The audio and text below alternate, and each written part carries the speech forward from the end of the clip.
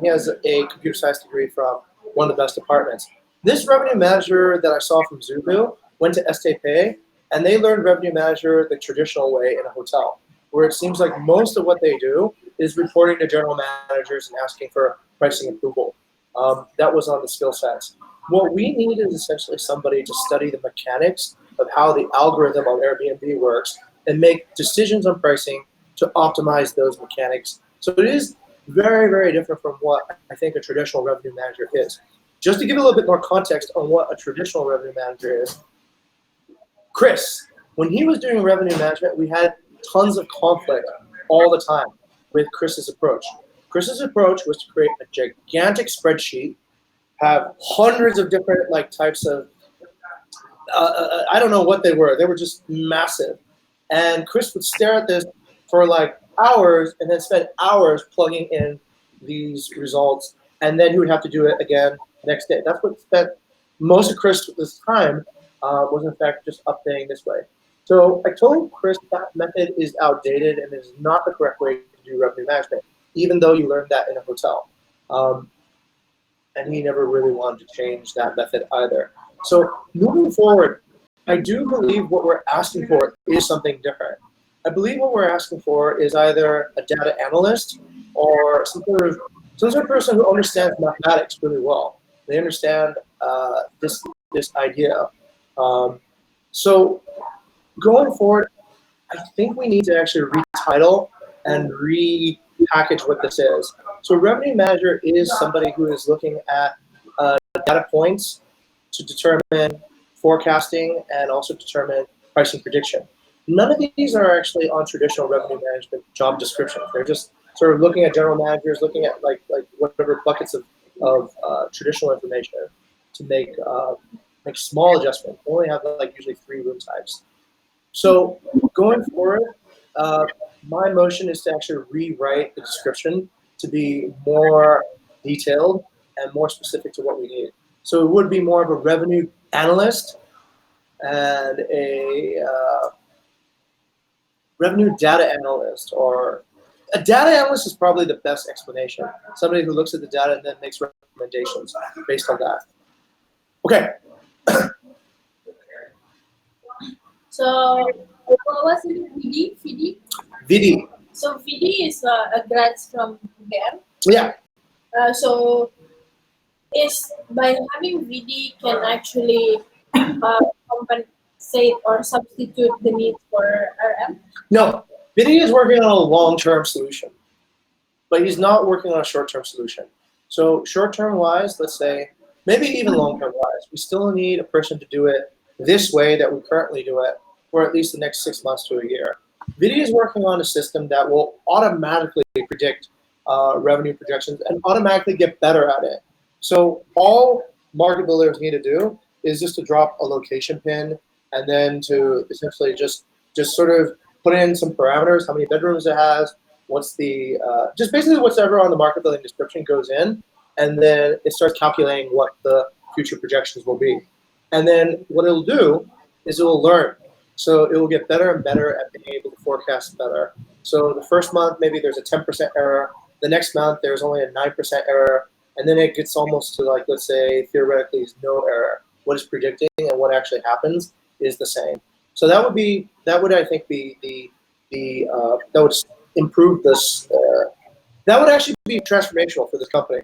Because if we offer a service like that, then we can offer it to an unlimited number of partners without any corresponding training or development or whatever. So Vidi is working on that at the moment. We're really happy to get Vidi, by the way. This is an enormously it could be an enormously influential hire.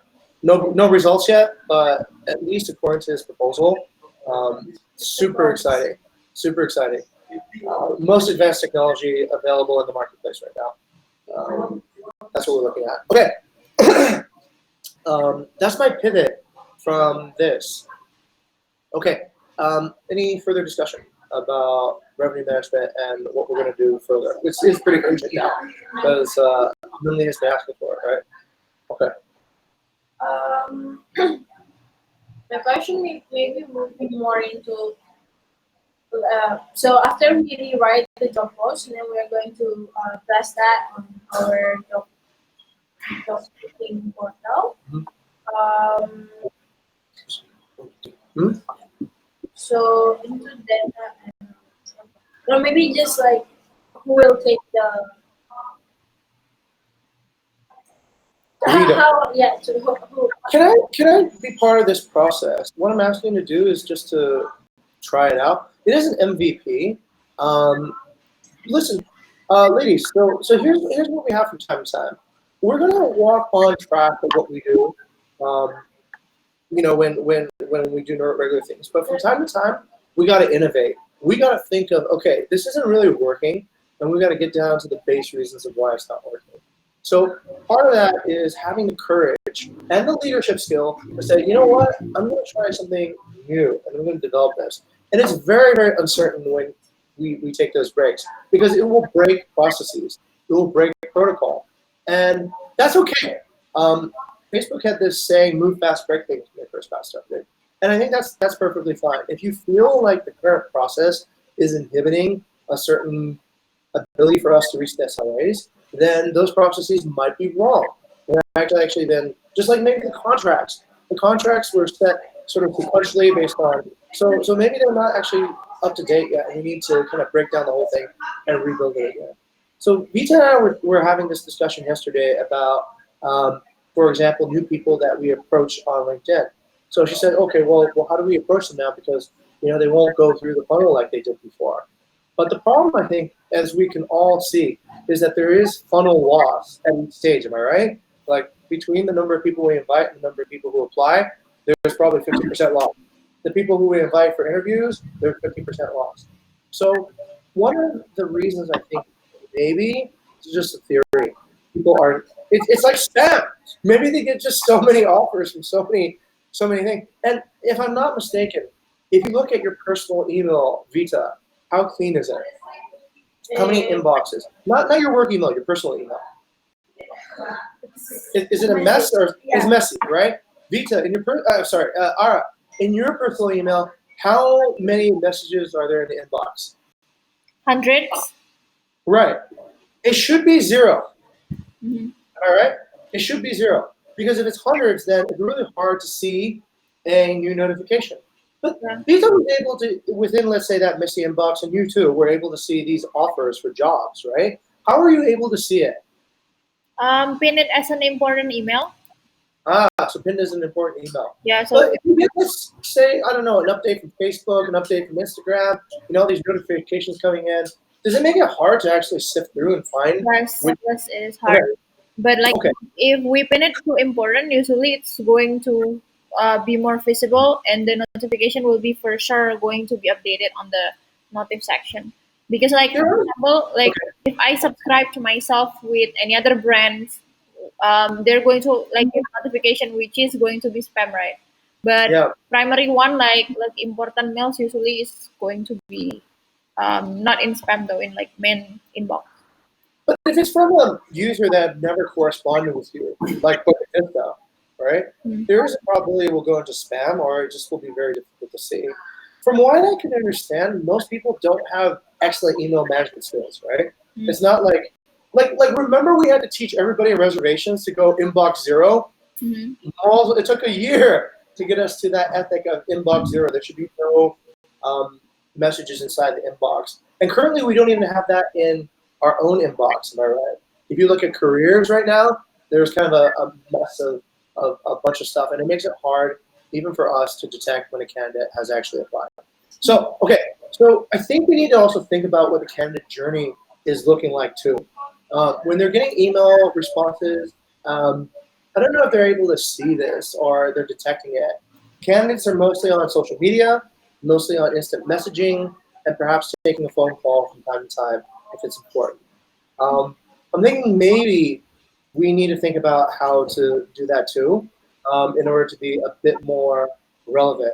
But if I'm not mistaken, no other company is actually making these. Is there any other company that's hiring from Instagram messaging? Very rare, I think. So the Very rare. one that I've been doing lately is that I'm using WhatsApp, sir. So like if I'm going to recruit somebody and it's like urgent, I'm going to WhatsApp them anyway. So of course I do both. So like maybe it's like twice the work, but usually I use WhatsApp and I see it's pretty significant and more Okay. for the result itself. Let's talk about this real quick, all right? Sorry for the detour. Twice the work? I don't think it's necessarily twice the work. It could be half the work, because if we find candidates faster, Yeah. then it saves us time from having to process candidates that keep on falling through and lost, right? We can reach our SLAs faster, and we can do less work. So being more thorough about keeping close contact with a candidate, I think, is actually less work overall. So what I'm proposing right now is this. I'm going to go into like a little MVP phase of trying this out with Vita. And so what we're going to try to discover is, all right, does approaching people direct, reaching out them to them immediately through WhatsApp and a phone call, and then inviting them to apply upon a pre-invitation screening, will that actually work? So there is no process for that yet. We're going to have to see, one, does this even work? I did it a little bit yesterday, and I saw that it's not a great fit because a lot of people are in Jakarta, and they're already pretty well established, right? So you're asking people who have jobs already whether or not they want to switch. So you're probably going to get lower numbers of people who say yes. And the second thing, they were all very well qualified. Actually, that was a good thing. Like the Booking.com guy that I spoke to on content, he is purely a content person. He's a professional. He's probably one of the best copywriters there is. He's worked at Peggy years, Booking.com years, his entire, and he's got like something crazy. He's got like 12,000 LinkedIn followers. So he is dedicated into copywriting. He's a person that would be really, really good to actually work on content team.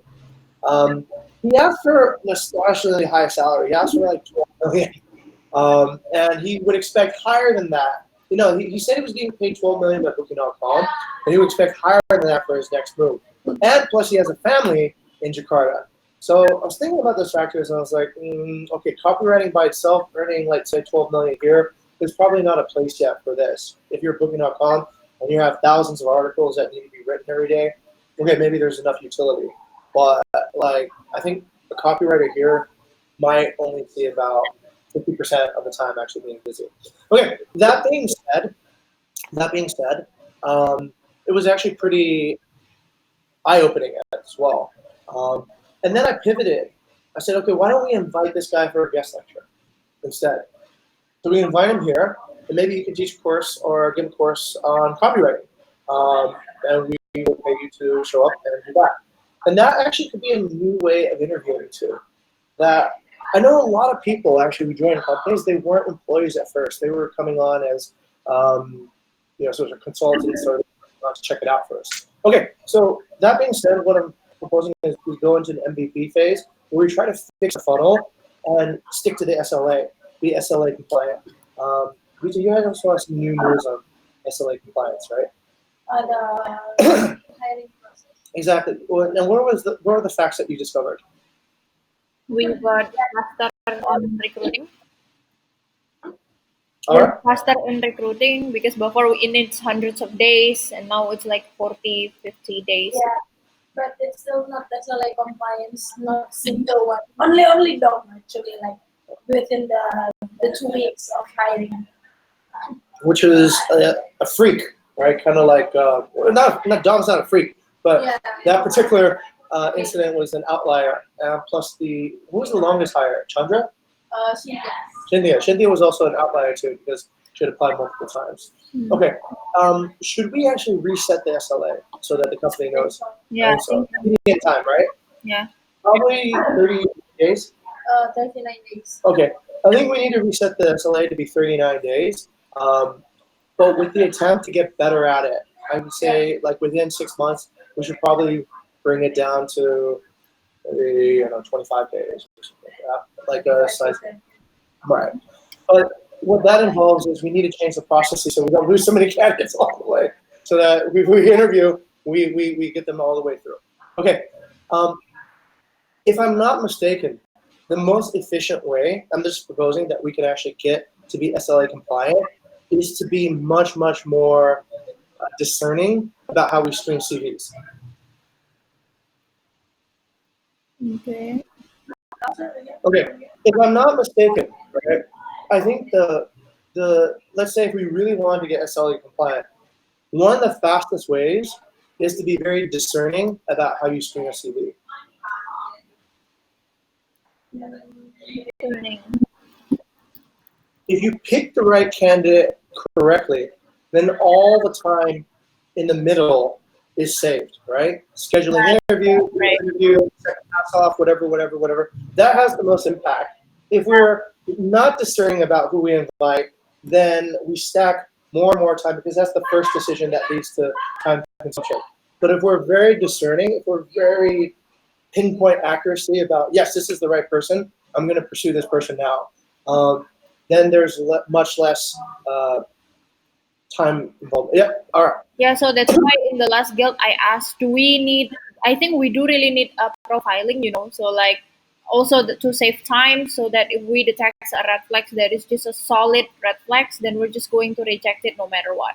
So in that case, yeah, like how do you guys are going to make the profiling or yeah detecting that solid red flags? Perhaps this is a good time to actually practice profiling. Perhaps this is good. We did that. I did that a little bit with Vita yesterday, and I saw that Vita and I had pretty similar profiling techniques. We would pass people who are passes and not pass other people who are not passes. Perhaps maybe what we can do is focus on that for the next few sync offs. It's like we just get together and we run through CVs and we say, is this person a pass? Is this person invited? Is this person invited? Is this person invited? And then at least we develop, let's say, a collective wisdom on who should be invited. There are people who never should have been invited, I think. People who are essentially unlikely. But then it becomes easier, guys, because we're going into a world where we need to pay to get leads right now, right? So there's no platform that's free. I checked JobStreet. JobStreet is 5 ads, not 5 ads a year, just 5 ads for 30 days, and you can use them within a year. So every time we pay $3 million and we get 5 chances. Every time we pay $3 million, we get 5 chances. And it's kind of like that for LinkedIn too. So I've thought about what this means. What it means is it's better to spend more money in a shorter amount of time and get a lot more leads that we can be very, very discerning about, rather than spending the same amount of money over a long period of time and dragging out the process, right? So if we're going to be, like, say, very decisive, then let's just bring in, I don't know, 500 leads, right? Pay whatever it takes to bring that in the shortest amount of time. But let's be sure if we can bring in 500 leads, then we should be able to get, let's say, 5 hires out of that, okay? And then if that's the world that we're looking at, then we need to be very discerning. We cannot be wasteful or capricious about how we screen people. We need to have that pinpoint accuracy. Mm. The only way we can develop that, we have that now because we've been doing so much practice of it, right? But the only way we can get better is, once again, look for a person who has, let's say, the correct skill sets that you would want to hire today, like a copywriter that you would want to hire, a digital marketing person that you would want to hire. And I already have some ideas on how we can do that. It starts with companies, but it also starts with, what is your work? If somebody has written a Nobel Prize awarding book, then they're probably a good author, and you should seek them out if you want to have, if you're a publisher and you need somebody to write a book for you. If somebody has written a screenplay for a movie that's a blockbuster, then you can probably go back to the same author and screenwriter and say, can you write a screenwriter for my movie? So if we use that system, I think we can quickly discern who would probably be a good fit, and then we can find out what kind of person resembles that person. Does that sound like a good idea? Yes. Okay. All right.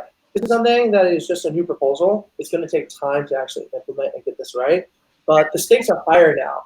I think we're spending like crazy amounts of money on ads. We're spending close to $500 a month on our ads. So that's like, I don't know, it's like 7 million almost. So it's not sustainable if we do this forever, but I'd rather we just, let's say, blitz all the ads, get all the leads in, and then be able to say, okay, from this group of people, we are sure that we can hire somebody correctly. And so basically now the ad and the CV screening become more important. And I think that's the way it should be. We shouldn't spend our time interviewing people and we should know by now who is indicating good, high probability.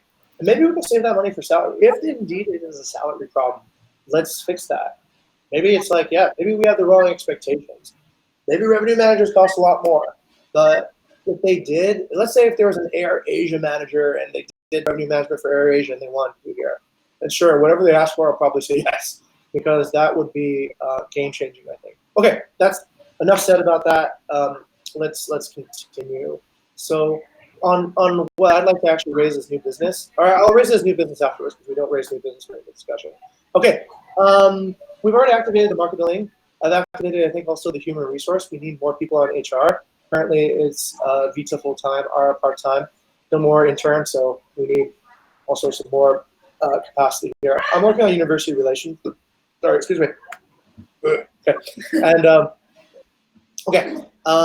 and also I think what other ads? Content is not activated yet, but finance is on LinkedIn.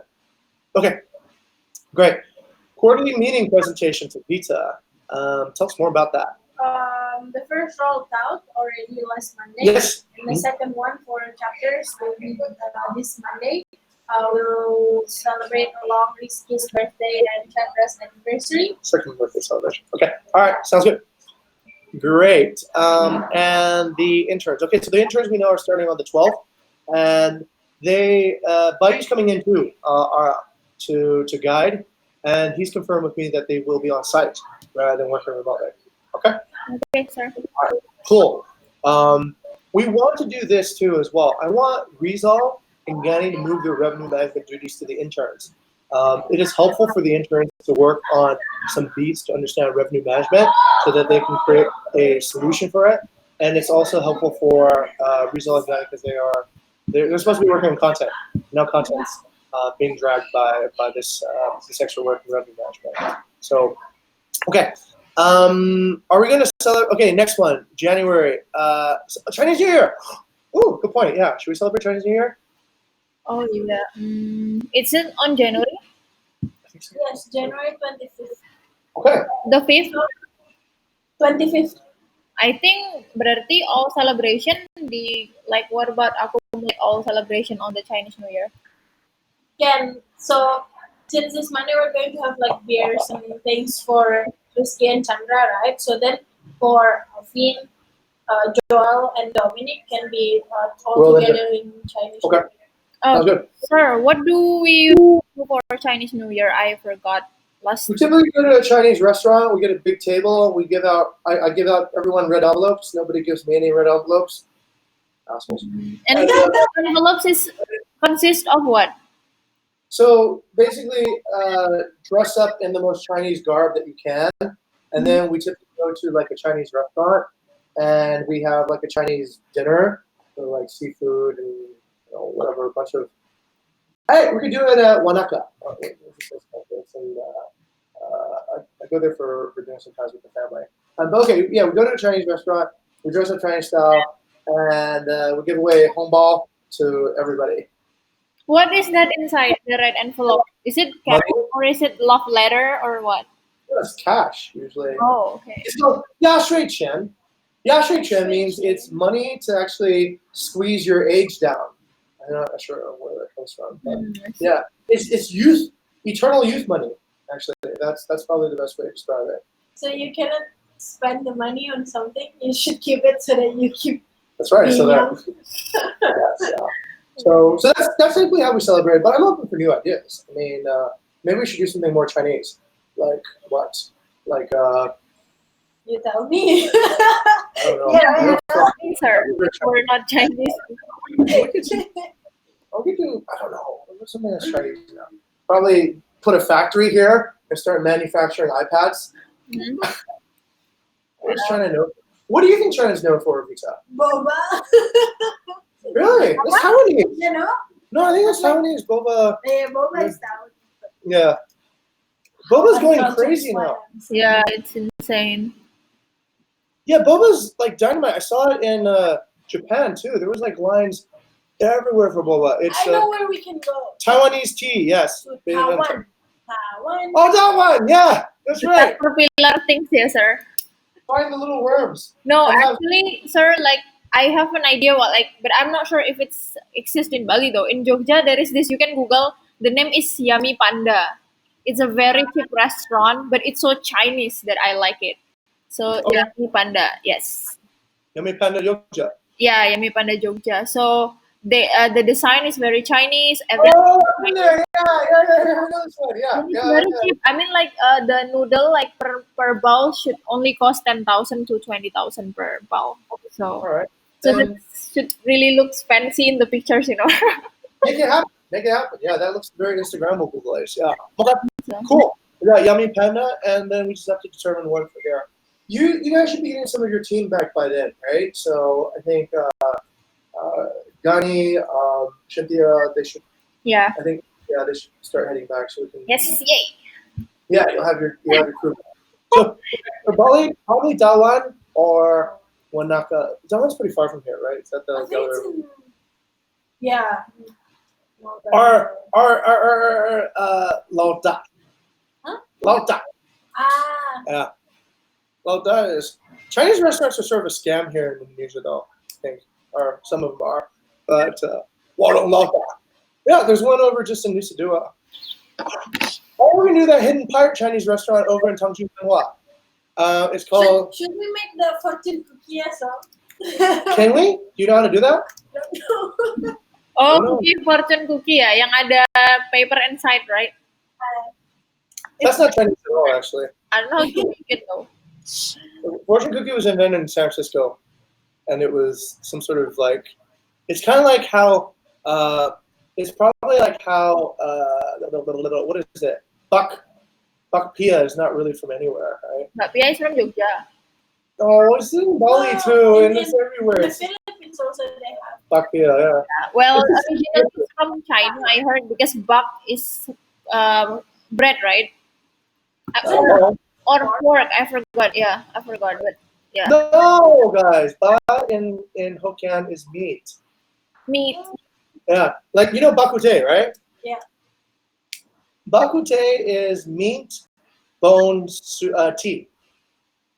Like it, yeah. It's usually made from meat in Chinese is generally pork. When you say meat, it generally means pork. So yeah, ro ta. That's tea. That's a character for tea. The character for meat, and there's a character for bone. So it's actually bone meat tea. And the reason why is tea. Because the reason why was people used to be poor, so they couldn't afford meat, so they would just drink the broth, and that was kind of seen.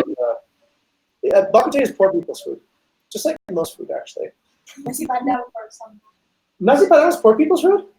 Yeah. I always thought it was really elaborate. I thought it was like only kings eat like this with like 20 different dishes all over the place. Okay, fair enough. Just like beef, pork, and milk. Okay, fortune cookie. So we do Wanaka. something really Chinese. Okay. What is really Chinese? Pay for everything with WeChat? WePay? Cameras everywhere. The older people get hangbao to the younger people. So that means you have to get a home ball. Everybody who's more senior gives a home ball to somebody more junior. Promotion, yeah. That's how you show that you've been promoted.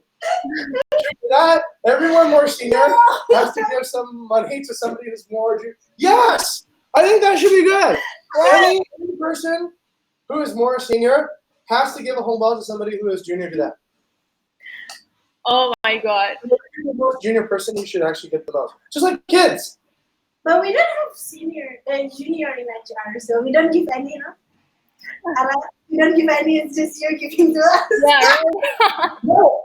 Oh yeah, shit. Okay. Well, that's the benefit of being a junior then, yeah. Under the wing of. But yeah, I think that's a good practice. I think any senior level person should give some home ball to people who are. That's the way it should be. That's the Confucian value there. Okay. All right. Cool. Celebrations done. Let's go talk about. Right. All right. Tell us about this. Yeah, basically, I'm about to what is it, follow up about the things that you mentioned the other day, the Yes, ma'am. HRMA. So I checked on the email that there is this one. So we only have one job ads here so far for host in HRMA. We have 2 job ads, one for host, one for finance.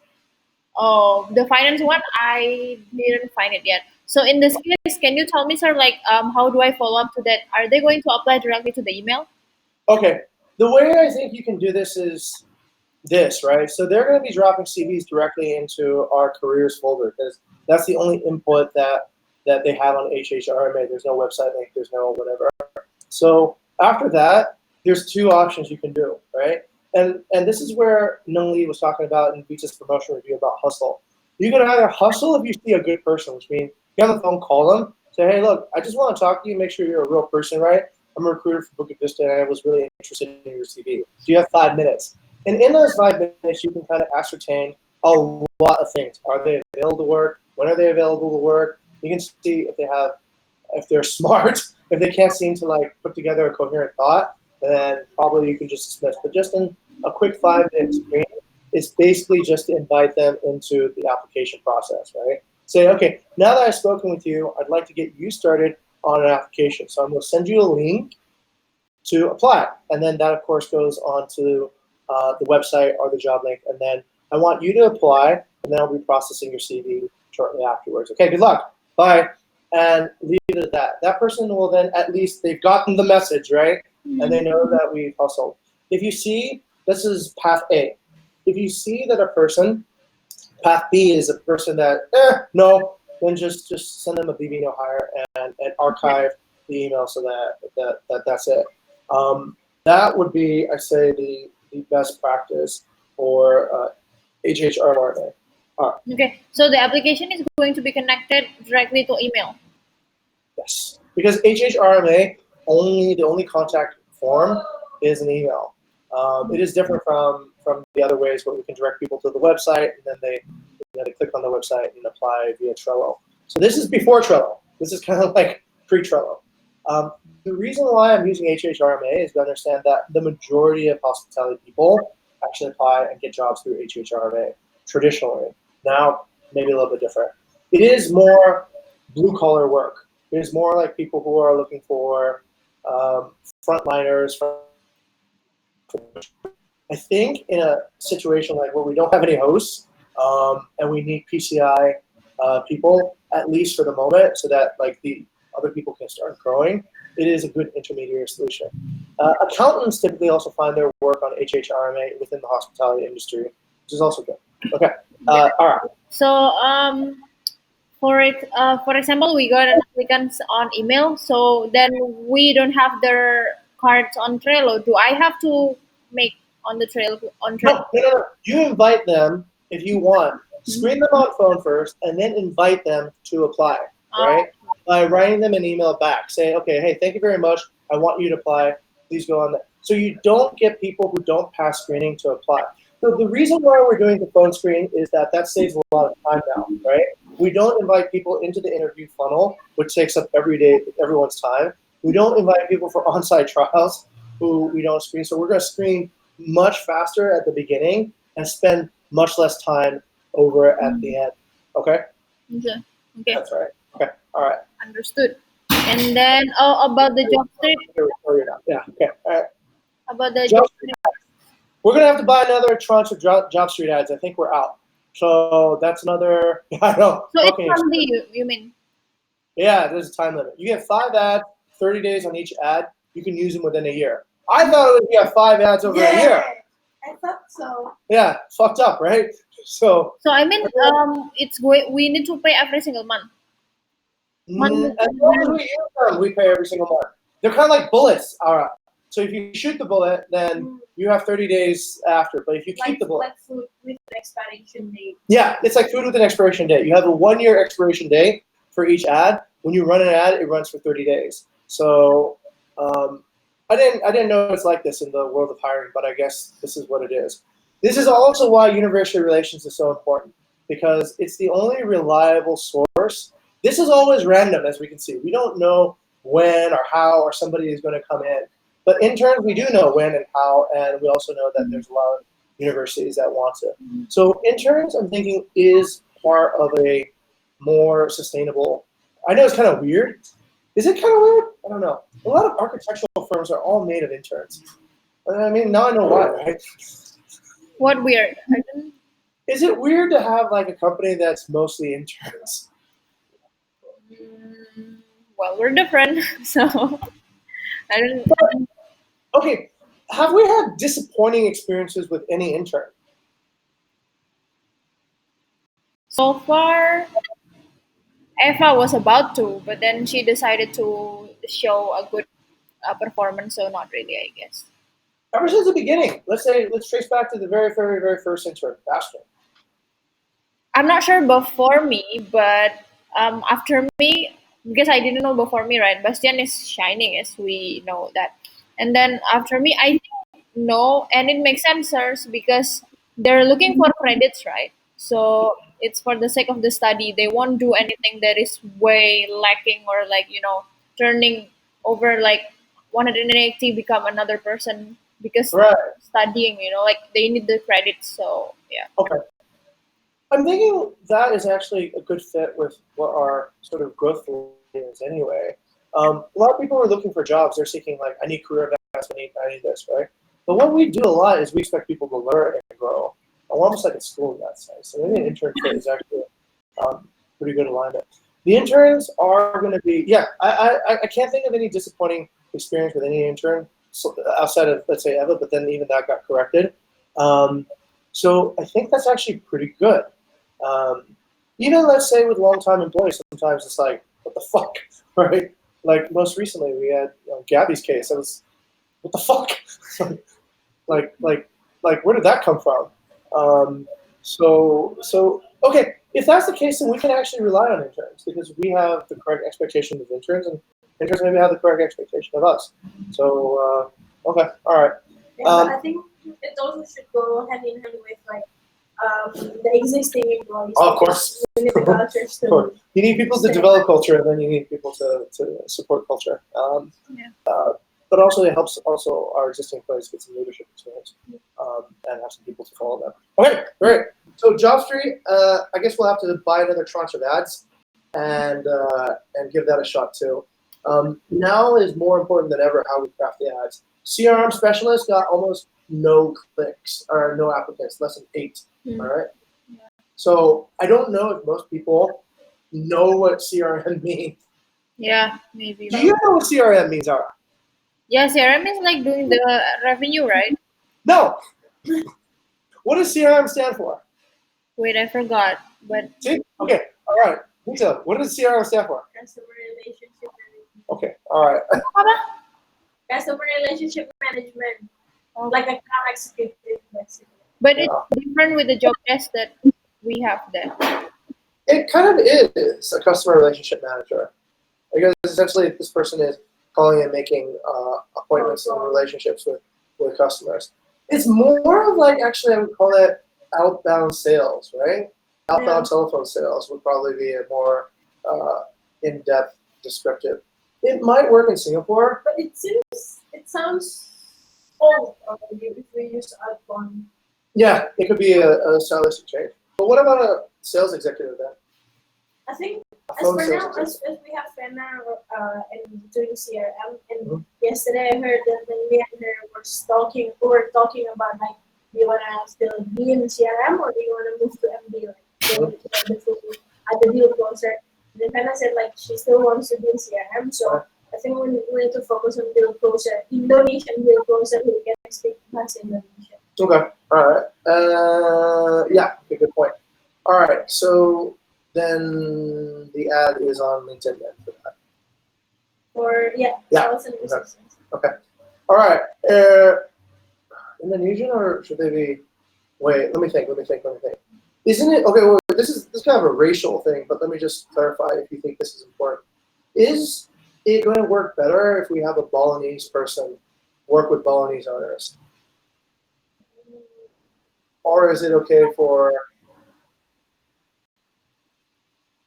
For CRM to be more specific, Yeah.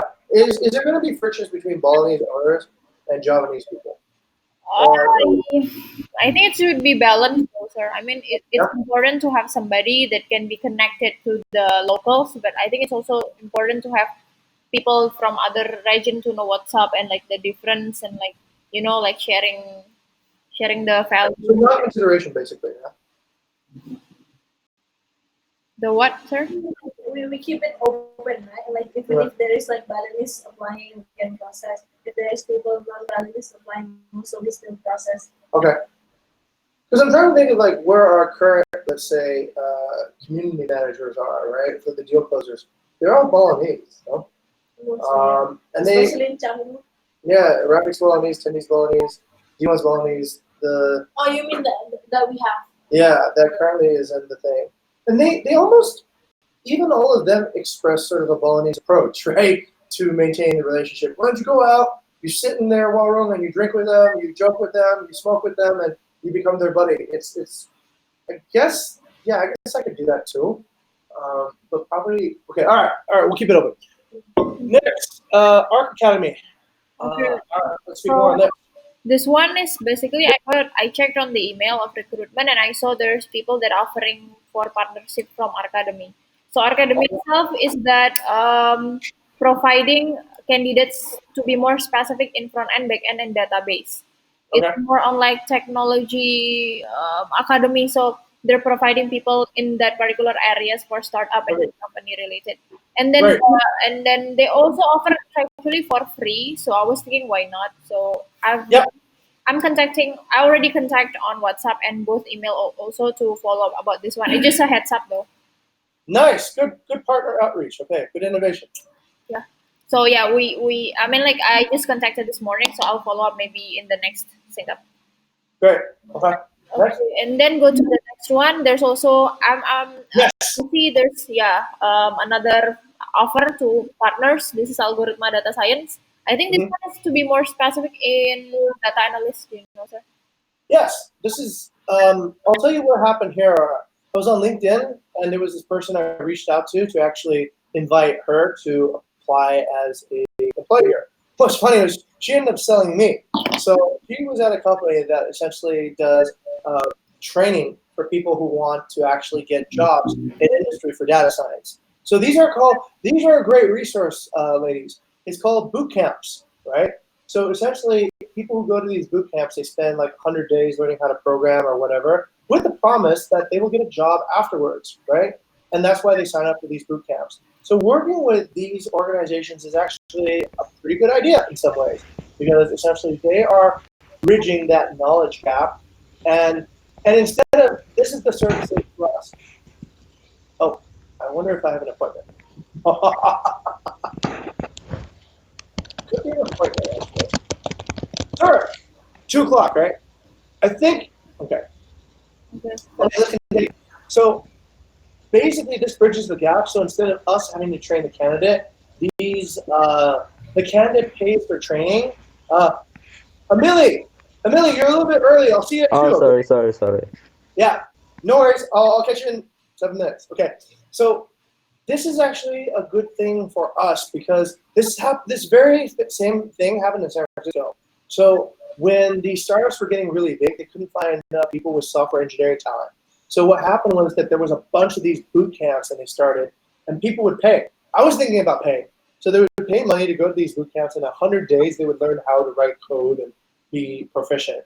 And then at the end, they would have a hiring affair, and all the people who were going to hire would show up and recruit talent from that batch. And it became a really successful program. I'm seeing people do this now in Southeast Asia, so I believe this could be a pretty good solution for the HR gap that we're seeing in a lot of roles. Mm. So yes, all we have to do is like university relationships is just sign the MOU, and they'll let us know when they have their career festivals, and we go and we interview and hire. I see. Okay. So there's also another one, Bali internships. They already sent out the MOU. So are we just need to like sign up or? Yes, again, same thing. Bali internships is a Dutch, whatever. They do the very same thing. They arrange for internships and they send us a CV for people who are interested, and then we decide whether or not to take them. So I believe if we do all these programs right, we should have more than enough people to fulfill our SLA um, by 2020, or is this 2020 already? But yeah. So about the MOU itself, sir, when exactly are you going to sign it, or it has Now, to be you, right? I guess so. Yeah, you guys can sign on my behalf.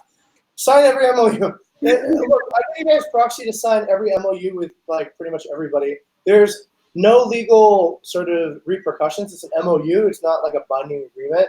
So it's just used. All these things are saying is that, hey, look, we just agree to work together, and if it doesn't work out, then it doesn't work out. Yeah. Go ahead. Well, but in some cases, the parties I'm kidding. sign, so I'm not sure which one I can sign and not. That one already is, I think, more of a formality than actually a business process. So, Yeah. Pop Tular is all about, I think, the formalities and the proper shows. And no, that's not a bad thing, guys. As you guys will get older along, you'll notice people who are younger than you might be shocked at their lack of respect over things that you hold important. Let's say, for example, you hold diversity, inclusion to be important, and people in the next generation think that that's an old-fashioned belief and that we should all just be more singular and focused on a single identity, which is rising, by the way. You're going to probably like, what? You're a crazy little kid. I mean, like, you don't know your place. This is just human nature. And I would say instead of fighting against it or getting upset, like, well, this person's trying to oppress me, there's going to be, there's always change. And we see that even in cohorts here. One cohort will have a different attitude about the next cohort. So it's real life. But in this particular case, Sarah, you have my proxy to sign these and get these off as quickly as possible. So you can just say, yes, on behalf of the HR department, we approve this, and this is okay. We're ready to go. Because we want to sign as many of these as possible so that we start getting more applications. Okay, sir. Okay. All right. So I think, that's pretty much it. The update from me. I'll keep on follow up about this point. So moving to all business. Yes, I think so. Okay, good. Okay. Thank you very much, Mr. Secretary. Sure. So let me propose something on the next thing, which is Tuesday, right? Yes. Instead of looking at our OKRs, can we actually, have we set our January OKRs yet? I haven't either. I did. Okay, thank you for leadership. Very good, Art. We'll follow you. Okay, so good stuff. I think we should actually do some practice profiling on Tuesday. So to make this work better, what I'd like everyone to do is just to bring maybe 10 CVs that they think are qualified CVs, okay? And we just take a look and see if everyone agrees these are qualified CVs, and that will work pretty quickly. So everyone is in the chapter, or we? let's just bring us 10 CVs, maybe 3 for host, 3 for finance, 3 for content. Good one. Yeah, that you think are qualified CVs. Okay. And so what we're trying to do now is to essentially get better at creating consensus around what a qualified candidate looks like. And then just being very decisive, being very quick to contact them and get them reeled in if they are the right person. So what if we can make like the first Tuesday and the last Tuesday of the month as OKR? Mm-hmm. So we update what is our OKR, and then the last is update on I agree. And then like in between we use the. I'll second that motion. Okay, so then we have 2 Tuesdays, right? Yeah. We have 2 types of Tuesdays. So the first Tuesday and the last Tuesday of the month are OKR reviews, and then the middle Tuesdays are going to be a practice. Okay. Do we still do interview analysis? Yeah, but we missed the last week. Okay. I think it was. Because I was asleep all day. What did we do last week then? I think we had something that. On Wednesday morning? Yeah. Dominic's review? No, something else. I don't remember. Okay. All right. So the theme is to nurture culture and grow teams, and I think we are actually in the best spot to do that. To break down the big theme into an OKR, to grow teams means that we need to start investing in all these different channels to get qualified applicants, and also speed up our process.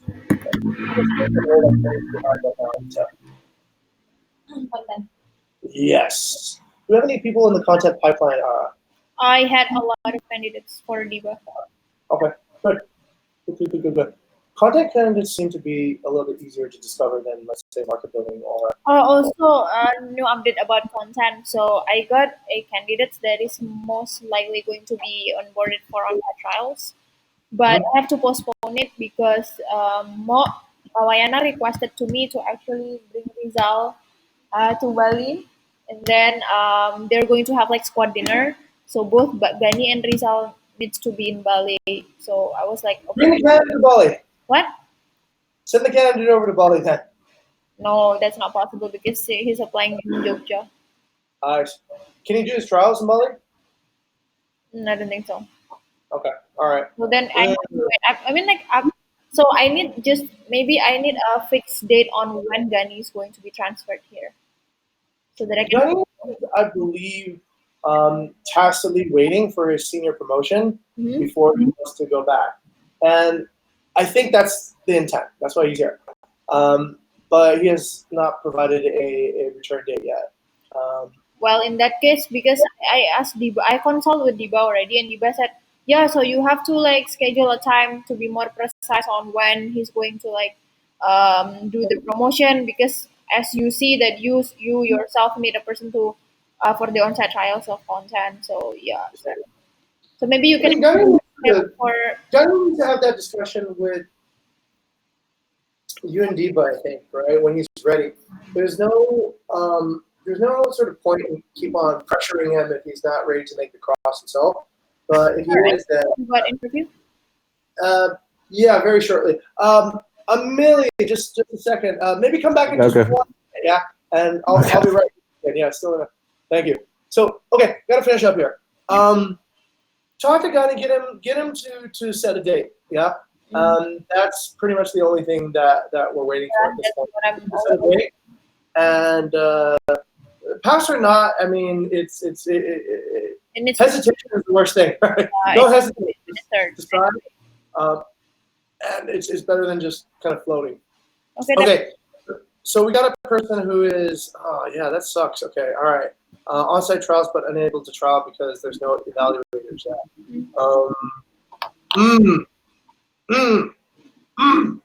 And that slows down content.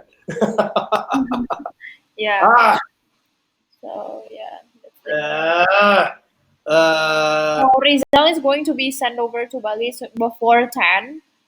okay. That's the plan, and then that's what I thought, because I thought but Gani is going to be back at 10 of January. That was the first plan, right? But I'm not sure why until now he's not proposing or sending Actually, the paper. you know what? I think Danny can go back and we can conduct the promotion review remotely. I think so, Right. actually. Yeah, there's no problem with that. Danny can go back and the promotion review can be conducted. It doesn't. It's all evidence, right? It's not like, you know, whether you're here or not. Yeah. Yeah. There's nothing to do with that. Okay. Please talk to Gunny, and this is what I think, right? I think Gunny can go back to replace Rizal. Oh, wait, but when is the squad for dinner? What was the squad for? It has to be before 10. Okay, so let's have that thing happen, and then as soon as Rizal's over, I think Gunny can go back. His promotion review does not require him to be physically present here. Okay. His experiences here are good, and they add maybe to a promotion review, but he himself doesn't need to be physically present. And it actually helps for him to be training new people for a promotion review. That's more towards the mission, Yeah. and more helpful to helping others first, actually, than hanging out. Okay, not saying he's hanging out, but yeah, that's better use of his positioning. Okay. Okay.